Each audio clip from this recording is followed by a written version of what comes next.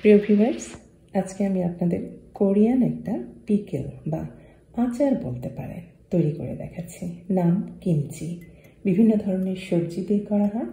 আজকে এই ভিডিওতে দেখাচ্ছি শসা দিয়ে কিভাবে একটু টক ঝাল মিষ্টি স্বাদের এই কিমচি তৈরি করবেন আর সংরক্ষণ করতে পারবেন নর্মাল ফ্রিজে রেখে ৩-৪ মাসের মতো। এখানে প্রায় ১ কিলো পরিমাণের শসা আছে, ছোট সাইজের। আমি খোসা সহই কিন্তু কিমচিটা তৈরি করব। আর শসার ভেতরে যে বিচিটা আছে বা পানি অংশটা আছে সেটা ইচ্ছা করলে ফেলে দিতে পারেন। আমি আর ফেলছি না, এভাবেই রাখছি। আর কাটছি যে একটু মাঝখানে চিড়ে নিয়ে এইরকম সাইজে এভাবে কাটবেন। আর একটা কথা, এই শসা কিন্তু অনেক সময় দেখা যায় যে তিতা থাকে। আমার এই শসাগুলি কিন্তু তিতা না। আপনার যদি তিতা শসা হয় সেক্ষেত্রে কিন্তু ওই যে মুখটা কেটে নিয়ে তারপরে একটু ওই মুখের জায়গায় একটু ঘষে নিলে যে সাদা রঙের যে তিতাটা বার হয় সেটা কিন্তু বার করে নেবেন। খুব ভালোভাবে শসা ধুয়ে নিয়েছি। আমি শসাগুলি এখন ১ টেবিল চামচ পরিমাণ লবণ দিয়ে মাখিয়ে রাখছি। এই লবণটা একদমই নর্মাল খাওয়ার লবণ, এটা থাকুক। আর এই ফাঁকে আমি আর কিছু কাটাকাটি করে রাখি। কিমচির মধ্যে আরও কিছু দেওয়া যায়। আমি এখানটা নিয়েছি পেঁয়াজ পাতা, আবার রসুন যে পাতা আছে রসুনের পাতাও কিন্তু দেওয়া যায়। আমি জাস্ট এইরকম সাইজে একটু লম্বা লম্বা করে কেটে রাখছি। আর এগুলো কিন্তু খুব ভালোভাবে ধোয়া আছে। ইচ্ছে করলে আবার কিন্তু পেঁয়াজও কিছুটা দিতে পারেন। আর এর মধ্যেই শসা থেকে প্রচুর পানি বার হয়ে গেছে। এই পানিটা তো ফেলে দেব এবং শসা খুব ভালো করে নর্মাল পানিতে ট্যাপ ওয়াটারে ধুয়ে নেব, যাতে শসার মধ্যে অতিরিক্ত লবণটা না থাকে। আর এই পর্যায়ে শসাগুলি ধুয়ে নিয়ে একটু কামড় দিয়ে দেখবেন। শসাটা যদি বেশি লবণাক্ত থাকে সেক্ষেত্রে আবার ধুয়ে নেবেন। হালকা লবণ থাকবে, এটা খেয়াল রাখবেন। ধুয়ে নেওয়া শসাগুলি দেখলাম যে লবণটা একদমই ঠিক আছে, হালকা মতো আছে। ভালোভাবে এখন শুকনো কাপড় দিয়ে মুছে নিচ্ছে যাতে অতিরিক্ত কোনো পানি না থাকে। আর একটা মশলা তৈরি করতে হবে। এই মশলার স্বাদই কিন্তু কিমচির স্বাদটা হয়। আমি এখানে দিয়েছি গ্রেট করা রসুন,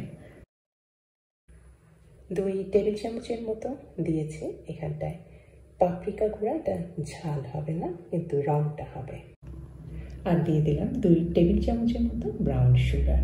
আপনারা এখানে মধু দিতে পারেন, আবার সাদা চিনিও দিতে পারেন। আর একটাই সস এখানে দেব, সেটা হচ্ছে ফিশ সস। এটা কিন্তু দিতেই হবে।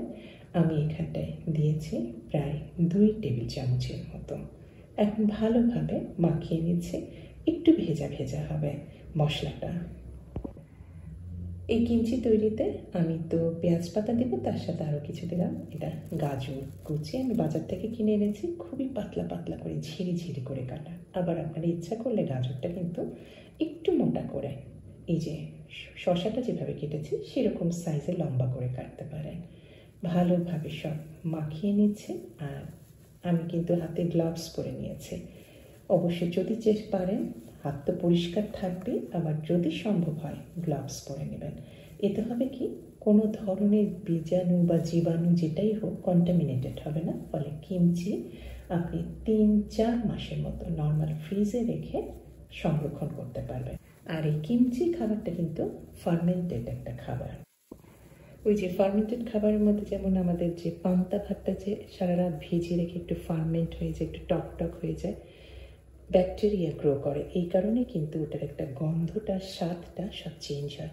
এটাও কিন্তু সেই ধরনেরই একটা খাবার।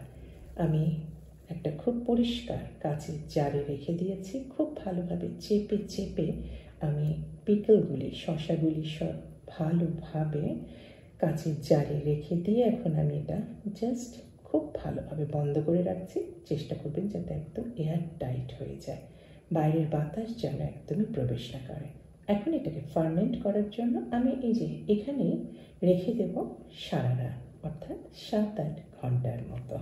পরের দিন সকালবেলায় আমি কিন্তু ঢাকনাটা খোলার পরপরই একটা হালকা সুগন্ধ, একটু ফার্মেন্ট হয়ে যাওয়ার পরে যে গন্ধটা হয় সেটা পাচ্ছি খুবই হালকাভাবে। আর দেখেন, যদি খুব খেয়াল করেন সেক্ষেত্রে দেখবেন যে কিছু বাবল হয়েছে কিন্তু, অর্থাৎ বুদবুদ হয়েছে। এটার অর্থই হচ্ছে এটা ফার্মেন্ট হওয়া শুরু করে দিয়েছে। এখন এটা আমি কাচের বয়ামে, ভালো একটা সাবান পানি দিয়ে ধোয়া পরিষ্কার কাচের বয়াম, আমি এই বয়ামটা আবার সানলাইট বা সূর্যের আলো শুকিয়ে নিয়েছি। সূর্যের আলো সবচাইতে ভালো জীবাণুনাশক।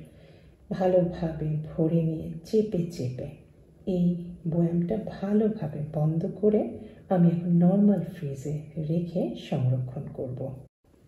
আজকে তো খেতেই পারবেন, তারপরেও সবচেয়ে ভালো হয় স্বাদ বেশি ভালো স্বাদের হওয়ার জন্য 2-3 দিন অপেক্ষা করে খেলে দেখবেন যে শসা কিন্তু কচকচ করছে, কিছুটা ফার্মেন্টেড হয়ে টক ঝাল মিষ্টি এই স্বাদের হয় এই কিমচি। আর এই যে দেখেন আমি কিন্তু অলরেডি বাঁধাকপির কিমচি তৈরি করেই রেখেছি। এটা কিন্তু থেকে যাবে প্রায় 5-6 মাসের মতো। আর খাওয়ার সময় যেটুকু নেওয়ার, এটা ভাতের সাথে খেতে পারেন, পোলাও অথবা খিচুড়ির সাথে, আবার এমনি এমনি কিন্তু খেতে দারুণ লাগে। যতটুকু খাবো সেটা ভাতের সাথে নিয়ে বাকিটুকু আবার আমি নর্মাল ফ্রিজে রেখে সংরক্ষণ করব। আজকে এই পর্যন্তই। একবার নতুন ধরনের বিদেশি এই পিকল, শসার পিকলটা তৈরি করে দেখেন, এবং এটা কিন্তু খুবই স্বাস্থ্যকর, কারণ এটা ফার্মেন্টেড একটা খাবার। ফার্মেন্টেড খাবার কিন্তু আমাদের পেটের স্বাস্থ্যের জন্য খুবই ভালো। আজকে এই পর্যন্তই। সবাই ভালো থাকবেন। আল্লাহ হাফেজ।